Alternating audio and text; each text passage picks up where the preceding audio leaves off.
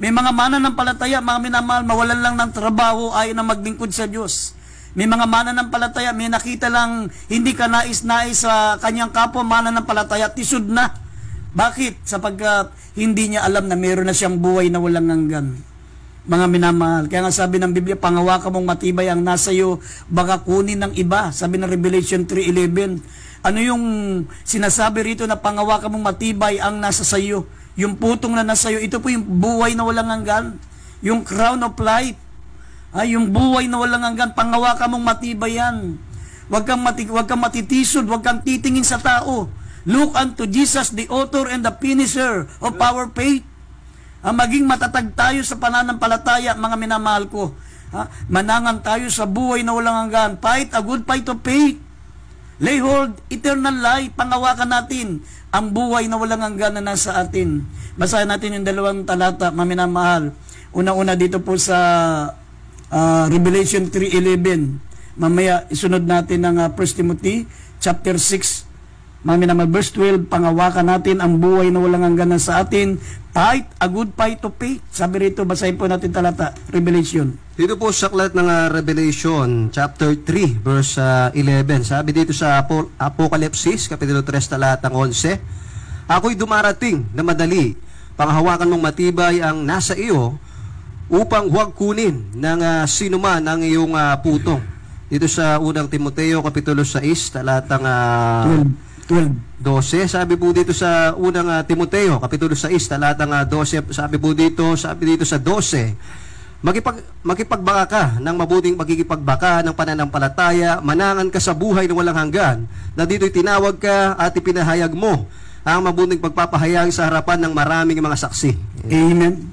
Manangan ka sa buhay na walang hanggan. Lay hold eternal life. May buhay na walang hanggan ka na, mga minamahal. Lay hold. Pangawakan mong matibay. Pangawakan mo ang buhay na walang hanggan, sapagat sabi ng Revelation 3:11, mga minamahal, pangawakan mong matibay ang nasa iyo, baka kunin ng iba. Yung putong mo, baka kunin ng iba. Mga minamahal, yung buhay na walang hanggan, yung crown of life. At ang pangalawa, mga minamahal, nais ipaalam sa atin ng ating pinakamamahal na Panginoon. Ang sabi, He wants us to know that all our sins are forgiven. Ang pangalawang nais ipaalam sa atin ng ating mahal na Panginoon, mga minamahal, lahat ng ating kasalanan pinatawad na. Kaya may mga mananampalataya, mga minamahal, hindi po sila makapag-move on. Hindi sila makagawa sa ubasan ng mahal na Panginoon, sapagkat maraming mga mananampalataya, hindi po nila iniisip na sila'y napatawad na sa kasalanan. Kinukonsensya sila, mga minamahal, na kanilang tinatawag na guilty conscience. Hindi nila iniisip, mga minamahal, na sila po ay malinis na, banal na sa harapan ng ating mahal na Panginoon mula nang isinuko nila ang kanilang buhay sa ating mahal na Panginoon. Sabi ng Biblia, isinusulat ko ang mga bagay na ito upang ipaalam sa inyo na ang inyong mga kasalanan ay napatawad na. Sabi ng 1 John chapter 2 verse 12, basahin natin. Dito po sa aklat ng 1 John chapter 2 verse 12, sabi po dito sa unang 1 kapitulo 12, kayo'y sinusulatan ko, bumunti ko mga anak, sapagkat ipinatawad sa inyo ang inyong mga kasalanan dahil sa kanyang pangalan. Amen. Ang sabi ng mga talata, mga minamahal, sinusulat ko sa inyo, bumunti ko mga anak, sapagkat ipinatawad na sa inyo ang inyong lahat ng inyong mga kasalanan dahil sa kanyang pangalan. Yes. Napatawad na po ang ating mga kasalanan. Kaya nga, kalimutan na po natin yan. Kasabi ni Apostol Pablo, nililimot ko ang mga bagay na nasa likuran at ako'y nagtutumulin sa mga bagay na nasa harap. Huwag na natin lingunin ang mga nasa bagay na nasa likuran. Yung ating mga dating kasalanan, yung ating dating pagkatao, yung ating buhay na masama. Mga minamahal, kapag hindi po natin yan iniiwanan at hindi po natin nililimot ang mga bagay na yan, hindi tayo makapag-move on. Hindi tayo makagagawa sa ubasan ng malapanon. Laging ang katwiran natin, hindi ako karapat-dapat. Laging iniisip natin, mga minamahal, na hindi ako gagamitin ng Diyos sapagkat ako'y mahina, ako'y makasalanan. Mga minamahal, dapat ipaalam sa atin ng ating pinakamamahal na Panginoon. Sabi, ipinapaalam sa God wants us to know that our sins are forgiven. Ang kasalanan mo, kahit ikaw na ang pinakamasamang tao sa balat ng lupa, maminamahal, napatawad ka na. Kapag ang utang mo ay binayaran na, wala ka ng utang. Bayad ka na. Ganun ang ginawa ng ating pinakamamahal na Panginoon. Binayaran lahat ng ating kasalanan. Sabi, Jesus paid it all. Ha? Wala na tayong kasalanan, wala na tayo, burado na po yan. Sabi ng Hebrews chapter 8 verse 12, ang ating kasalanan, mga minamahal, ay kinalimutan na ng Diyos. At ang sabi ng dito po, maminamahal, sa Mikas kapitulo 7 talatang 19, ang ating kasalanan ay itinapon na ng Diyos sa ilalim ng dagat. Itinapon na sa ilalim ng dagat. At ang sabi ng Isaiah 6 talatang 7, inalis niya na lahat, wala siyang itinira. Ha? Inalis niya na lahat, wala nang itinira. At ang sabi, mga minamahal, ng Psalms 32 verse 1, tinakpan na lahat ng Diyos ang ating mga kasalanan. Kaya nga, hindi mo na kinakailangan pagtakpan ang iyong sariling kasalanan kapag ikaw po ay humingi na ng tawad sa ating mahal na Panginoon. Hindi mo na kinakailangan pagtakpan, hindi mo na kinakailangan magsinungaling. Sapagkat sabi ng Biblia, kung ipapahayag mo ang iyong kasalanan, siya ay tapat at banal na nagpapatawad ng ating kasalanan. Kaya nga, walang dahilan upang pagtakpan mo ang kasalanan mo. Huwag kang gumawa ng paraan para pagtakpan ang kasalanan mo sa pamagitan ng pagsisinungaling. Sinabi ng Psalm 66 verse 18, mga minamal, ang nagtatakip ng kanyang kasalanan ay hindi giginawa. Hindi ka giginawa. Kung pakundanganan ko ang kasalanan sa aking puso, ang sabi, hindi ako didinggin ng mahal na Panginoon. Pero, mga minamal, tandaan po natin, ang kasalanan natin, tinakpan na ng dugo ng ating mahal na Panginoon Jesucristo. Itinapon na sa ilalim ng dagat.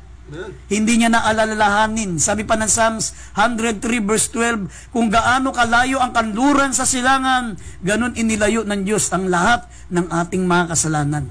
Ganun po katapat ang Diyos. Sabi, siya'y tapat at banal na nagpapatawad ng ating kasalanan.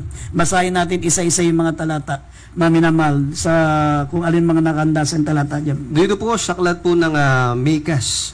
Dito po sa 7:19. Mikas 7:19, sabi po dito sa Mikas 7:19, siya'y muling magtataglay ng habag sa atin, kanyang yayapakan ang ating kasamaan at kanyang iahagis ang lahat nilang kasalanan sa mga kalaliman ng dagat. Dito po sa aklat ng Isaiah kapitulo 7, sabi dito, at hinipo niya niyaon ang aking bibig at nagsabi, narito, hinipo nito ang aking mga labi at ang iyong kasamaan ay naalis at ang iyong kasalanan ay naalis.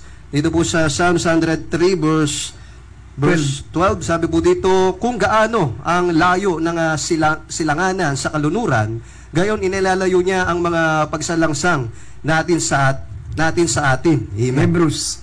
Dito po sa Hebreo 8:12, sabi po dito, sapagkat ako'y magiging mahabagin sa kanilang kalikuan at ang kanilang mga kasalanan ay hindi ko na aalalahanin pa. Psalms 32 verse 1. Dito po sa aklat ng Psalms 32, Psalms chapter 32 verse 1. Sabi po dito, mapalad siyang pinatawad ng pagsalangsang na tinakpan ang kasalanan. Amen. Yan po, maminamal, ang ginawa ng Diyos sa ating mga kasalanan. Kaya nga sabi ng Banal na Kasulatan, isinusulat ko mga bagay nito upang ipaalam sa inyo na ang inyong mga kasalanan ay pinatawad na. Burado na. Sinusulatan ko kayo mga munting mga anak sapagkat pinatawad na ang inyong mga kasalanan dahil sa inyong pangalan, dahil sa kanyang pangalan. Ang ating kasalanan ay itinapon na sa ilalim ng dagat. Ang ating kasalanan, mga minamal, sinabi ng Biblia, ay kinalimutan na lahat ng Diyos. Hindi niya na alalahanin. Ang sabi ng Isaiah 6:7, inalis niya na lahat. Kaya huwag kang magkaroon ng guilty conscience kapag ikaw po ay humingi na ng tawad sa ating mahal na Panginoon. Hindi ka makapag-move on, hindi ka makagagawa sa ubasan ng ating mahal na Panginoon. Iisipin mo, hindi ako karapat-dapat, hindi ako karapat-dapat. Kaya nga, mamumuhay ka na lang na mayroon pong sariling guilty conscience. Hindi ka makakapag-move on. Sinabi ng Banal na Kasulatan sa 1 John chapter 2 verse 1 and 2, kung tayo po ay magkasala, meron tayong pampalubag loob sa ating kasalanan. Ito po ang ating mahal na Panginoong Jesucristo. Sabi rito, basahin natin 1 John chapter 2 verse 1 and 2, meron pa pong pampalubag loob kapag minsan, mga minamal, hindi sinasadya unguarded moment tayo po ay nagkasala, mga minamahal, sabi, mayroon pa rin pampalubag loob sa ating kasalanan ang ating mahal na Panginoong Jesucristo. Dito po sa aklat ng unang 1 Kapitulo 2, talatang 1 at 2. Sa unang 1, 2, Kapitulo 1, sabi dito, mumunti kong mga anak, ang mga bagay na ito ay isinusulat ko sa inyo upang kayo'y huwag magkasala. At kung ang sino man ay magkasala, ay may tagapamagitan tayo sa Ama, si Jesucristo ang matuwid sa Diyos. At siya ang pangpanubag loob sa ating mga kasalanan at hindi lamang sa ating mga kasalanan, kundi sa buong sanglibutan din naman. Amen. Minsan hindi sinasadya, maminamahal, na para tayong tupa na nalulublob sa putikan ang ating mga katawan, ang ating sarili. In unguarded moment, nagkakasala tayo minsan. Pero sinabi ng Biblia, kung kayo'y magkasala, ang sabi rito ay may tagapamagitan tayo sa Ama, si Jesucristo ang matuwid. Siya ang pampalubag loob sa ating mga kasalanan at hindi lamang sa ating mga kasalanan, kundi ng buong sanlibutan din naman. Mga minamahal, hindi dapat nating ginagawang sinasadya yung habit, ang paggawa ng kasalanan. May mga kasalanan, mga minamahal, na hindi sinasadya yung unguarded moment, pero may pampalubag loob sa ating kasalanan ang ating mahal na Panginoong Jesucristo. Ang bisa, maminamahal, ng kapangyarihan ng dugo ng mahal na Panginoon, ito po ay para sa kasalanan natin noon at para sa mga nagagawa nating kasalanan, maminamahal. Minsan, kapag tayo po, maminamahal, ay nakakalimot. Unguarded moment, hindi natin nababantayan. Kaya nga yan po, maminamahal, ang nais ipaalam sa atin ng ating mahal na Panginoon. Ang kinakailangan lamang, gusto ng mahal na Panginoon, maging transparent tayo. Ang sabi kong, pakundanganan ko ang kasalanan sa aking puso, ay hindi ako patatawarin ng mahal na Panginoon. Ang sabi rito sa Psalm 66, verse 18, idagdag natin sandali, awit 66, talatang 18. Hindi tayo didinggin ng mahal na Panginoon kung pakukundanganan natin ang mga kasalanan sa ating puso. Ang gusto niya, sabi, maminamal, kung ipapayag mo ang iyong kasalanan, siya'y tapat at banal na magpapatawad sa ating mga kasalanan. Huwag natin pagtakpan ang ating kasalanan. Kailangan natin ng confession.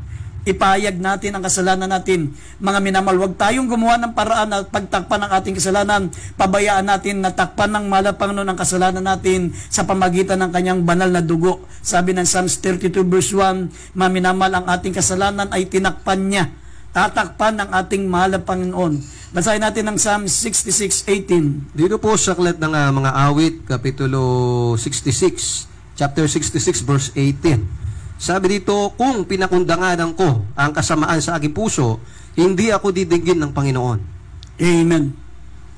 Kung pakukundanganan ko ang kasalanan sa aking puso, ay hindi ako didinggin ng mahal na Panginoon. Kaya ang gawin natin, wag natin pagtakpan. Sabi, kung ipapayag natin ang ating kasalanan, siya'y tapat at banal na tayo patatawarin. Mga minamahal, wag po tayong mangamba. Kung tayo po, mga minamahal, ay lalaitin ng tao, kung liliit ang tingin nila sa atin, ang mahalaga na ipayag po natin ang ating mga kasalanan. Makakaranas tayo ng kahihiyan, makakaranas tayo, mga minamahal, ng pagmamaliit sa ating mga sarili. Ngunit, tandaan natin ang pinaka-importante diyan, mga minamahal, tayo po ay napatawad na muli ng ating pinakamamahal na Panginoon sa ating mga kasalanan.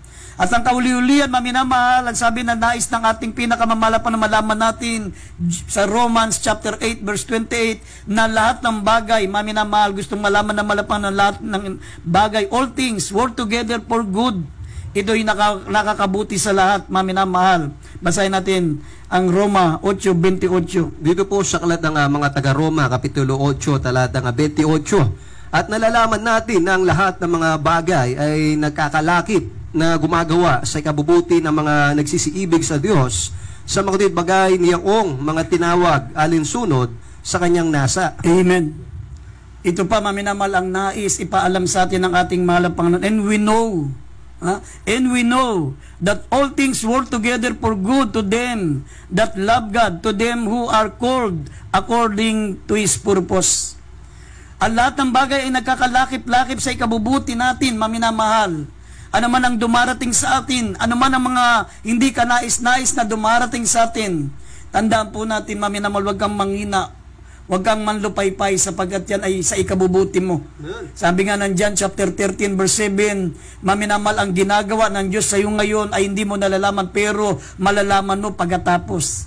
Habang ikaw ay nasa pagsubok, habang ikaw ay nasa pagdurusa, habang ikaw po ay dumaranas maminamal ng kahirapan para mga minamal subukin ang iyong pananampalataya, mga minamahal, dapat itanim natin sa isip natin, ito'y para sa ating ikabubuti.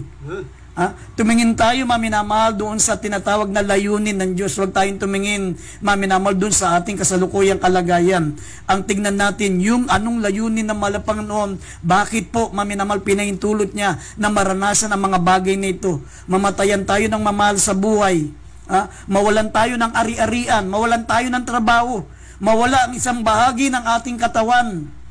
Maraming mga hindi ka nais-nais na darating sa buhay natin, mga minamahal, pero tandaan natin, all things work together for good. Tumingin tayo kung ano ang magandang layunin ng Diyos, huwag doon sa mga nararanasan nating pagdurusa. Sabi ng John 13:7, ang mga nararanasan natin ngayon ay hindi mo pa nalalaman pero malalaman mo pagkatapos. Dito po sa aklat ng John chapter 13 verse 7. Sabi dito, sumagot si Jesus sa kanya ay sinabi, ang ginagawa ko ay hindi mo nalalaman ngayon, datapwat mauunawa mo pagkatapos. Amen. Ang ginagawa sa atin ng mahal na Panginoon ngayon ay hindi mo maunawaan ngayon. Mamatayan ka ng mahal sa buhay, minsan sisihin mo pa ang mahal na Panginoon. Matanggal ka sa trabaho. Mawala ang isang bahagi ng katawan mo, masunugan kayo, mawalan kayo ng ari-arian. Minsan, sinisisi natin ang mahal na Panginoon, hindi natin malaman ano ang nangyari, bakit, kung kailan naglilingkod tayo sa Diyos, naranasan natin ang ganun. Hindi natin alam, maminamal, mayroong magandang layunin ng Diyos. Kasi kaya lang tayo nangihina, kaya tayo nang lupaypay. Ang nalalaman lang natin, yung kasalukuyan. Pero ang ating mahal na Panginoon, 10 years from now, 20 years from now, 50 years from now, o 100 years from now, alam niya na. Ang ikabubuti, ito po ang tingnan natin, katulad na nangyari kay Joseph. Si Jose, maminamahal, nawala ang kanyang mahal sa buhay. Siya po ay ibinenta ng kanyang mga kapatid sa mga mangangalakal. Naranasan niyang makulong, maminamahal, sa kasalanang hindi niya ginawa. Naranasan niya, maminamal, na talagang sa buong buhay niya ay puro hirap, puro pagsubok. Hindi niya nakapili ang kanyang mamahal sa buhay. Mga minamahal, pero yung pala, sabi ng Genesis chapter 50 verse 20, maminamal, ang mga bagay na nangyari kay Jose, maminamal, ay ipinalagay niya na kasamaan para kay Jose, ngunit ipinalagay ng Diyos para sa kanyang kabutihan upang mangyari ang araw na ito, maminamal, nakapagligtas siya ng maraming buhay. Ang layunin pala bakit pinahintulot ng Diyos nangyari ko siyon, maminamal, upang mailigtas ang bansang Israel. Sapagkat nagkaroon ng malaking kagutom at si Jose ang naging gobernador ng Ehipto, maminamal, dahil sa kanya na isalba niya sa kagutuman ang kanyang buong sambayan, ang buong Israel. Sabi ng Genesis 50 verse 20, basahin po natin ang talata. Dito sa aklat ng Genesis kapitulo 50 talatang 20. At tungkol sa inyo ay inyong ipinalagay na kasamaan laban sa akin, ngunit ipinalagay ng Diyos na kabutihan upang mangyari ang gaya sa araw na ito na iligtas ang buhay ng maraming tao. Amen. Dahil sa pagdurusa ni Jose, dahil sa kanyang pagkaiwalay sa kanyang pamilya, sa kanyang pagkakakulong, sa pagbibintang sa kanya, mga minamahal, na isang masamang tao, lahat yan ay pinahintulot pala ng Diyos upang darating ang araw makapagligtas siya ng maraming buhay, ang kanyang bansang Israel, na iligtas niya sa kamatayan, sa malaking kagutuman. Kaya nga, maminamal, yun ang sinasabi ng Biblia, and we know that all things work together for good to them that love God, to them that who are called according to His purpose. Tumingin tayo sa layunin ng Diyos, huwag doon sa masama, sapagkat pinagsasama ng Diyos ang mabuti at masama para sa ating ikabubuti. Kaya nga, maminamahal, napakapalad ng mga nagtitiwala sa ating mahal na Panginoon, mga minamahal, wala ka nang hahanapin pa. Sa mahal na Panginoon, nasa Kanya ng lahat. Kaya nga, mga minamahal, iniling ko pong kayo'y dumalangin, sumabay kayo sa panalangin, tanggapin yung ating mahal na Panginoon bilang sariling tagapagligtas. Pag tinanggap nyo ang ating mahal na Panginoon, mga minamahal, wala na kayong dapat ipangamba. Kayo po ay nasa mabuting kamay. You are in the good hands, sa kamay ng ating napakabait na Diyos, mga minamahal.